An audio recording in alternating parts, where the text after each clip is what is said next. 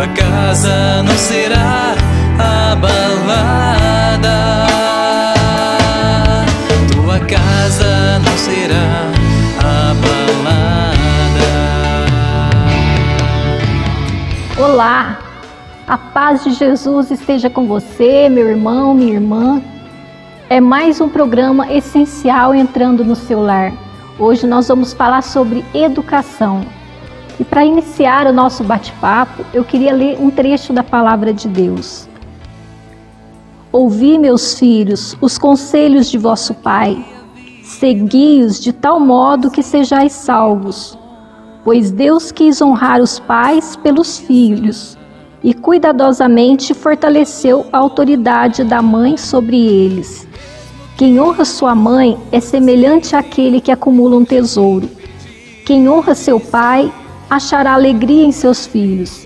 Será ouvido no dia da oração. Quem honra seu pai gozará de vida longa. Quem lhe obedece dará consolo à sua mãe. Quem teme o Senhor honra pai e mãe. Servirá aquele que lhes deram a vida como a seus senhores.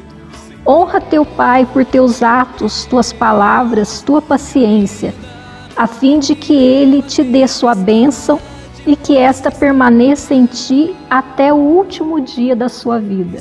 E o programa de hoje, que vai falar sobre educação, tem como tema o que os filhos querem que o dinheiro não pode comprar. E para falar para a gente sobre este tema, está conosco o Luiz José da Mota Filho, ele que é psicólogo, trabalha com viés psicanalítico, tem pós-graduação em saúde mental e atenção psicossocial e ainda é educador em diabetes. Luiz, seja muito bem-vindo. Muito obrigado, muito bom estar aqui com vocês. Acredito que a gente possa ter um papo hoje e trabalhar um pouco essa questão que preocupa tanta gente, né? Que tem deixado os pais aí um pouco preocupados. E acredito que é um diálogo muito pertinente, né? Muito do nosso tempo. Com certeza.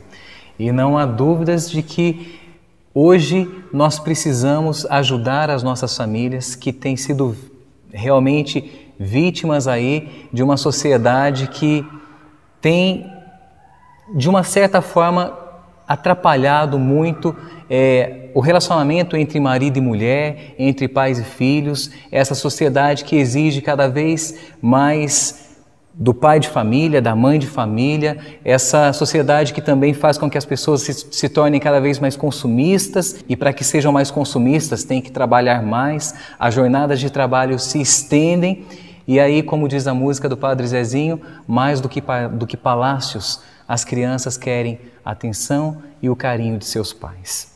Luiz, o que verdadeiramente nossas crianças têm nos pedido, talvez não de forma verbalizada, mas o que nossas crianças hoje em dia precisam que os pais não têm dado e que o dinheiro não pode comprar?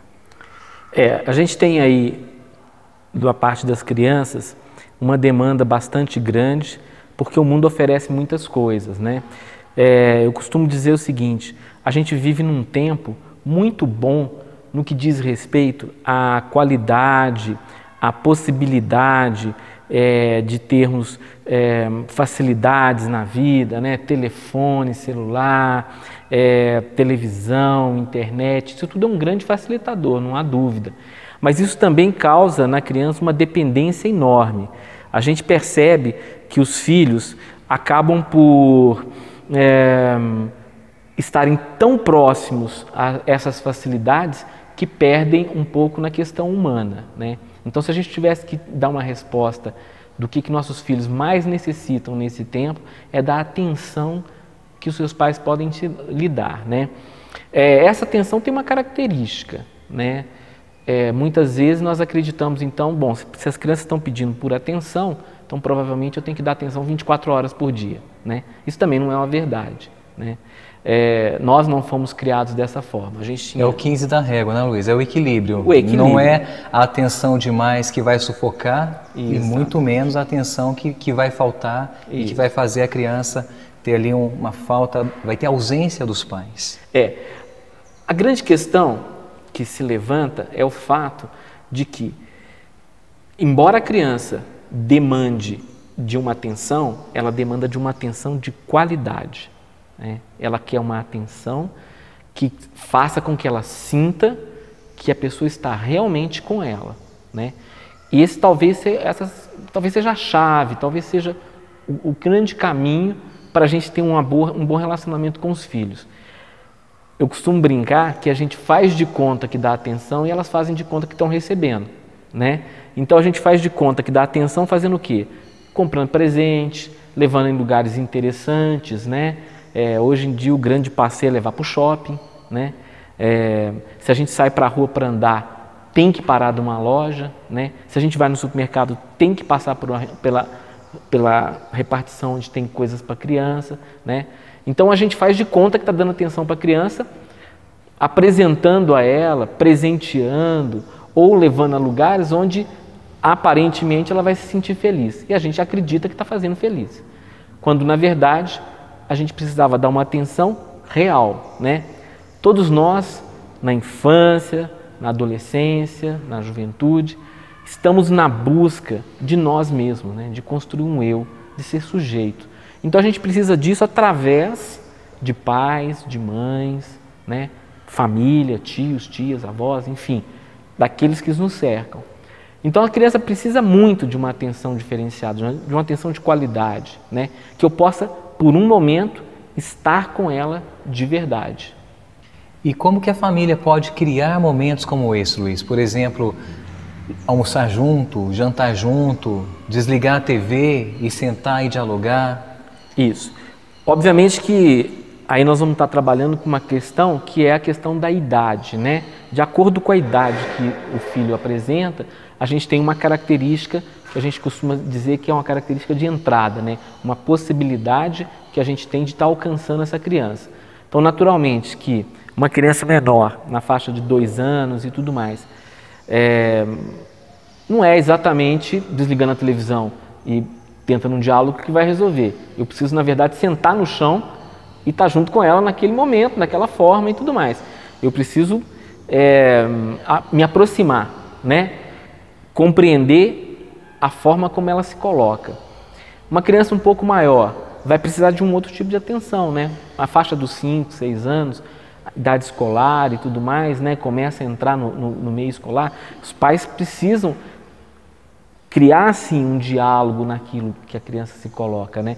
É interessante porque uma criança na faixa de 6 anos, por exemplo, tem amiguinhos imaginários, tem, né, um gosto muito próprio, tem um jeitinho muito próprio de transitar com as coisas dela e tudo. E a gente, como pais, precisa estar antenado nisso, né? Realmente entrar na história, às vezes entrar na brincadeira dela, né? E ela, então, vai tendo segurança de que os pais estão com ela. Uma criança um pouco maior precisa de outra intervenção. Exemplo, hoje a gente tem aí os meninos na faixa de 10, 12 anos e tudo, que a grande delícia, né, é o videogame, é a internet e tal, né? Obviamente que a gente vai tentar, né, fazer com que ele diminua esse tempo, né? Mas eu costumo sempre dizer, se Maomé não vai à montanha, a montanha vai a Maomé, né? Então, se eu não consigo capturar a atenção do meu filho a ponto de tirá-lo, então eu vou lá, né? Então eu também entro na internet junto com ele, eu também tento entender o que ele está vendo e tudo mais. Ou seja, a gente tem que buscar estratégias para poder se aproximar. Então, estratégias boas, né? Como você estava citando, né? Obviamente, um horário de almoço é excelente, né? A gente vai parar ali por um instante e aí o que eu me foco? No assunto da criança, né? Porque também assim, eu ouço às vezes pais que viram e dizem, então, eu quero no horário de almoço. Aí ele senta, fala do trabalho dele, a esposa fala do trabalho dela, e a criança fica olhando para a cara dos dois assim, tipo, o que eu tenho a ver com isso? Onde é que eu estou, né? Então, é preciso também criar estratégia para estar no mundo dessa criança. Né? E eu percebo, até por amigos, que às vezes reclamam que os filhos, principalmente adolescentes e jovens, têm assunto com a galera, com os amigos e com os pais. Tudo bem? Tudo bem. Como é que foi o seu dia? Tudo bom. E acabou. Isso. Então esse diálogo ele precisa ser trabalhado, ele precisa ser realmente cultivado desde a infância, né, Luiz? Exatamente. E é um diálogo construído e que demanda muito mais do adulto, né? Eu entendo que os pais reclamam que os filhos não respondem muito, né? Os filhos... E aí, como é que foi na escola? Joia, né? Pronto. Mas o que ocorre é que esse momento já é um momento ápice de toda uma trajetória que não foi construída, né? Então, se os pais não começaram desde a infância, acho super interessante o menininho brincando com o bonequinho, é o super-homem. Então tá, você senta com ele, você pula com ele, você faz com ele e tal. Se ele entende que você compreende a brincadeira dele, ele também vai começar a compreender as suas brincadeiras, né? Que é o seu diálogo também. Como é que a gente quer proximidade se a gente não se aproxima? E a responsabilidade é dos pais. Os pais costumam dizer, puxa, mas eu não consigo falar com meu filho porque ele faz isso, porque ele faz aquilo outro. O adulto sou eu. Eu estou aqui primeiro. Quem conduz sou eu, né? Então eu preciso me aproximar. Eu estou usando uma estratégia que não está dando certo, vou procurar outra estratégia, vou buscar outra forma, né? Vou me aproximar. Ah, mas imagina, eu já sou adulto, eu não vou brincar com a criança no chão, né? Vou, por que não? Meu filho, vou brincar no chão, vou levar para jogar bola, né? Eu tenho um caso interessante, eu gosto muito de um casal que eu tenho atendido e tudo, e que o marido sempre leva os filhos, ele tem 2 filhos aí na faixa de 10, 12 anos, leva os filhos para jogar bola na quadra, uma quadra que às vezes ela até meio mal frequentada e tudo mais. E aí a vizinhança liga na casa dele e pergunta, vocês vão jogar bola? Vamos. O seu pai vai? Vai. Ah, então os meninos podem ir, né? Olha o serviço que esse pai faz para toda a galera, né? A criançada fala assim, pelo amor de Deus, tomara que ele vá jogar bola, porque aí a gente pode ir junto. Aí tá liberado. Aí a mãe deixa ir, né? Eu acho isso muito bonito, né? Eu acho que faz parte daquilo que a gente precisa fazer para o mundo, né? Que legal. Participar da vida dos filhos. Nós somos chamados a isso. Vamos para um breve intervalo e a gente vai continuar com essa conversa. Tua casa não será abalada.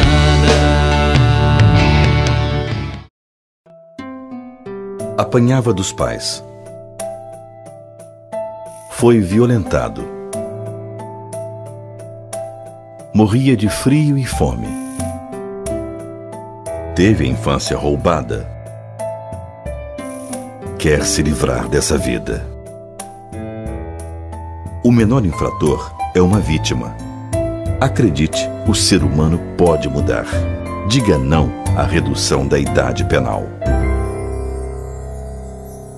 Tua casa não será abalada.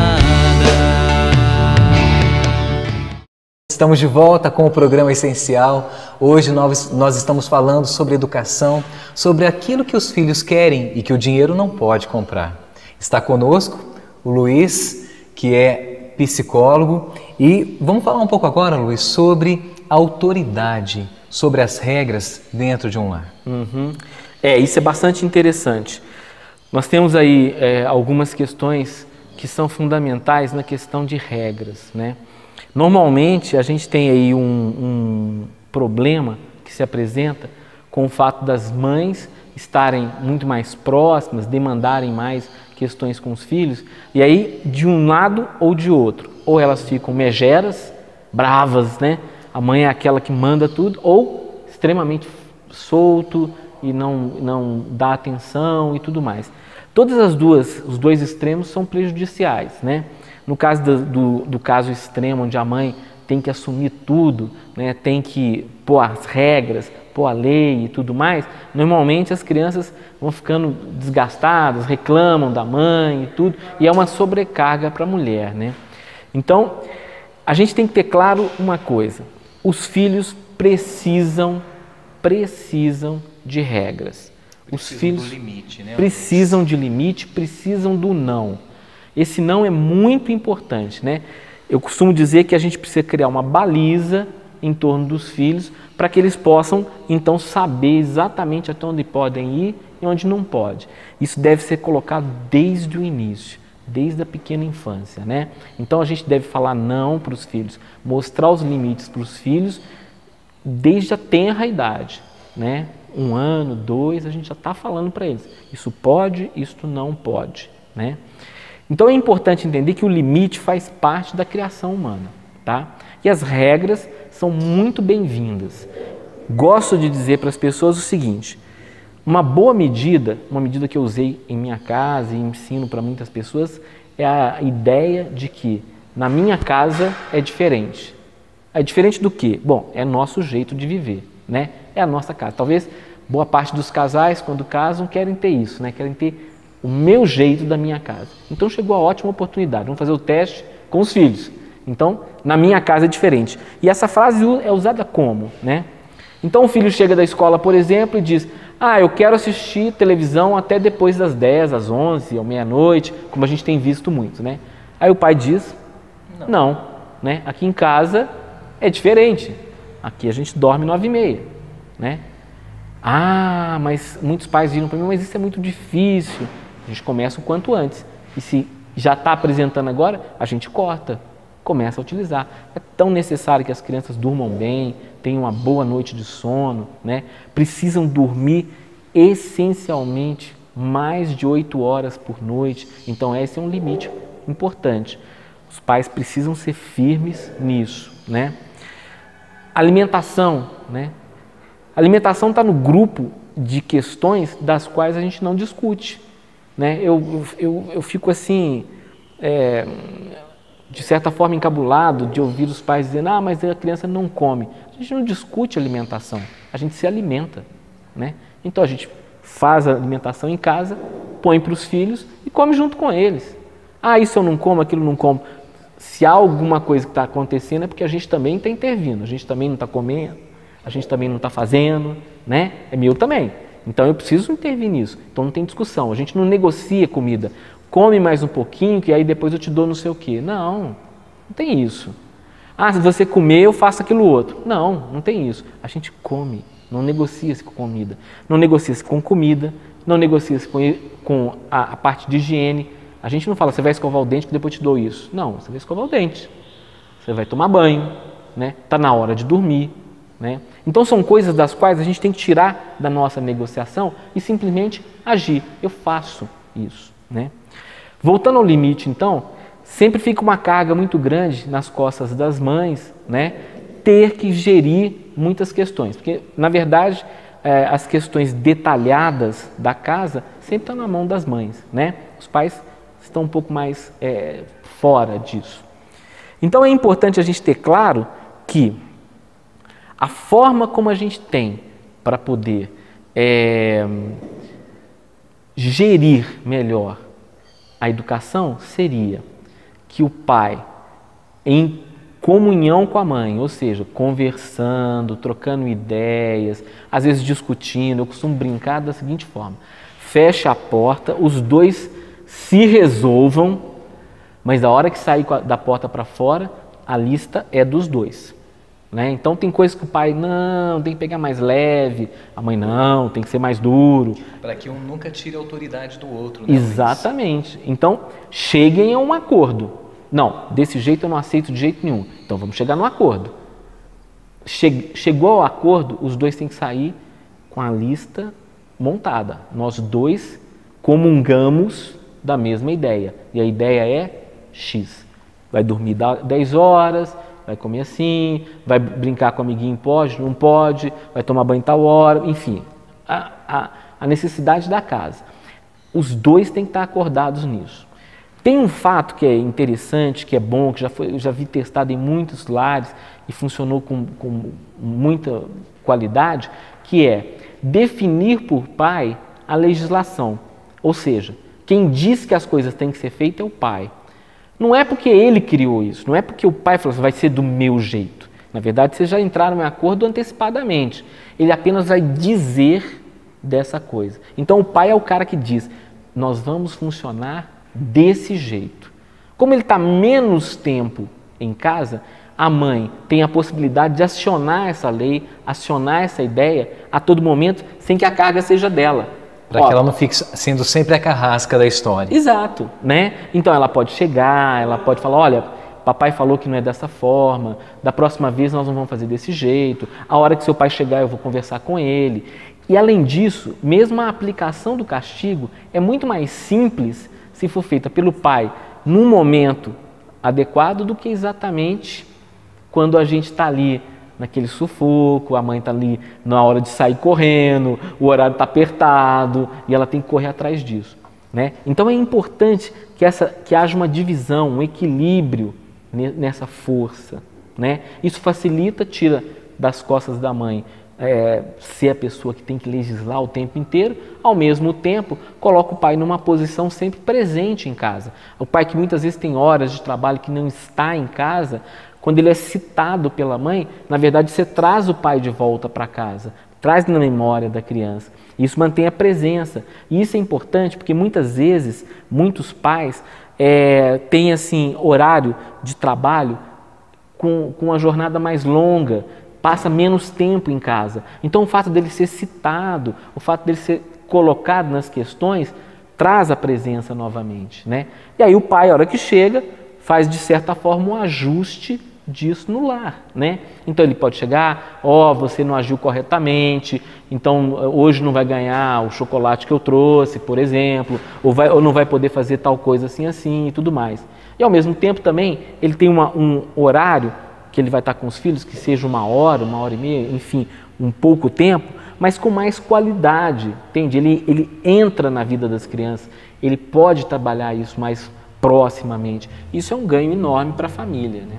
E vamos criando uma harmonia dentro do lar, uma harmonia no relacionamento entre pais e filhos. Com certeza. Né? Luiz, hoje é muito comum mães criar filhos sozinhas, às vezes mães separadas do marido, às vezes mães solteiras. Sim. Nesse caso, o que você indica para essas mães? Pois é, a gente costuma dizer o seguinte, né? Os filhos necessitam de uma figura paterna ou uma figura masculina, né? Se num caso nós não temos uma figura estabelecida, né, como um marido e tudo mais, é muito bom que eles tenham convivência com alguém que possa contribuir com isso. Pode ser avô, pode ser um tio, alguma coisa assim.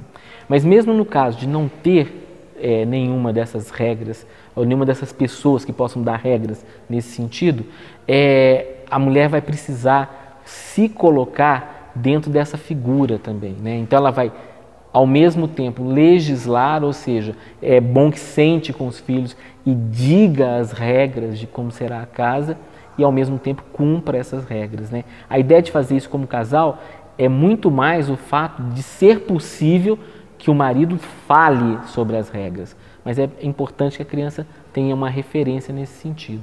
Então, dentro dessa ótica que você tem nos apresentado, o ideal então é que os pais sejam amigos, estejam realmente presentes na vida dos filhos dessa forma? É muito importante que a gente tenha pais que possam ser amigos dos filhos, realmente compartilhar e tudo mais. Mas isso me faz lembrar de uma questão que eu acho que é importante. A gente tem tido hoje um estilo de possibilidade de amizade criado entre pais e filhos que acaba por ser um desrespeito, ser uma forma negativa na relação com os filhos. A gente tem encontrado assim pais carentes e tudo mais, que às vezes não tem muitos amigos ou coisas assim, ou que ficam tão presos dentro de casa, que acabam assumindo uma postura diante dos filhos que mais parecem irmãos, amigos, né, mas amigos como amigo par, né, como amigo da mesma idade, né, e deixa de lado a sua responsabilidade, né? É muito bom que a gente seja companheiro dos filhos, amigo, que eles possam ter confiança, que eles possam estar juntos, mas nós não somos o amiguinho deles. Nós não somos um par com eles, né? Nós somos os pais. E como pais a gente tem responsabilidades, né? Então a gente às vezes encontra o pai que a gente encontra na rua, não sabe, né? Quem que é o filho, quem que é o pai. Não sabe quem que é a mãe, quem que é a filha, né? As mães se sentem muito mocinhas, né? Às vezes a gente olha, a mãe é mais bonita do que a filha, né? E a mãe fica toda orgulhosa, né? E no fundo isso é um problema, né? Os pais precisam ser pais, né? Eles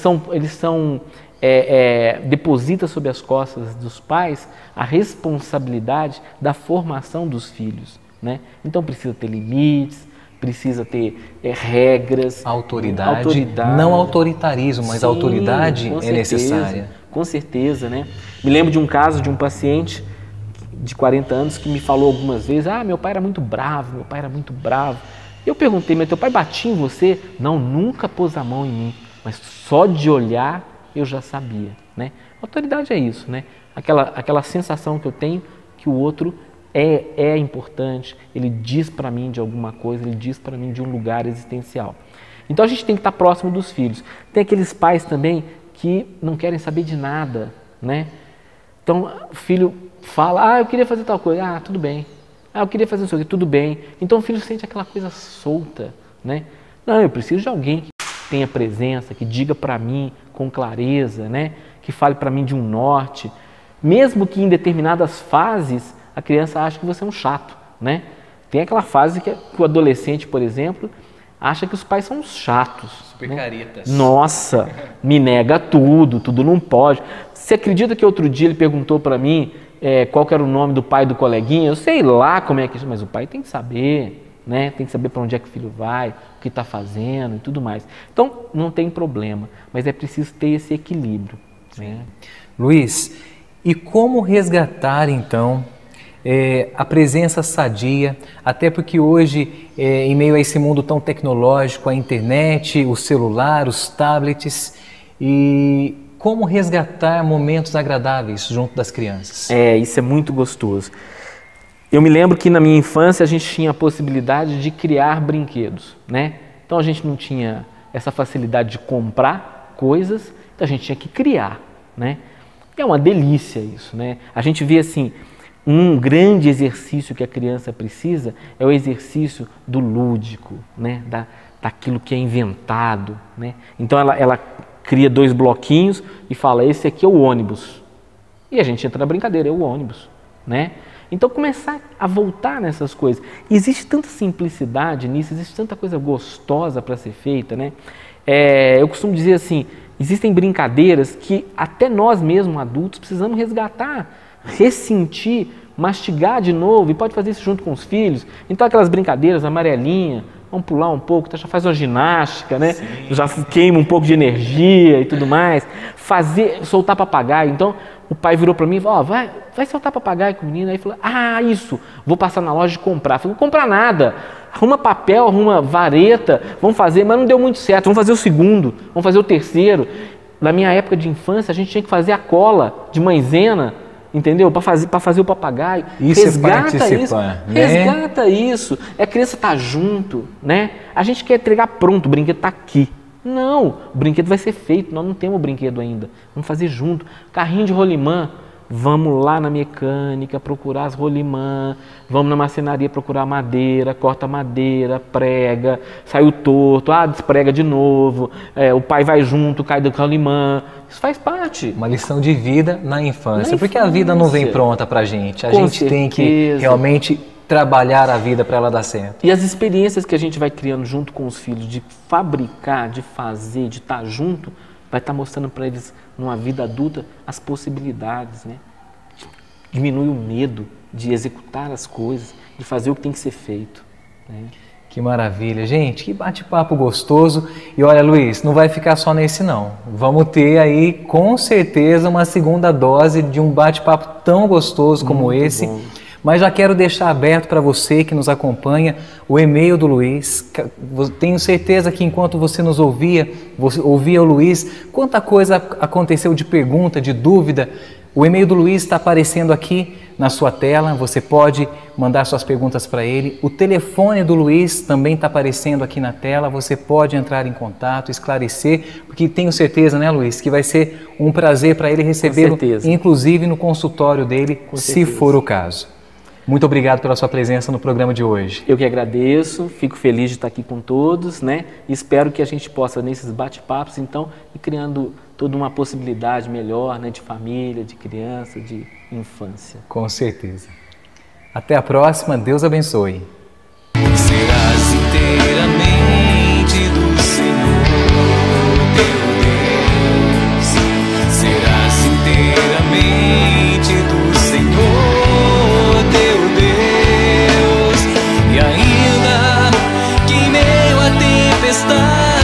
Possa estar, e se a noite vir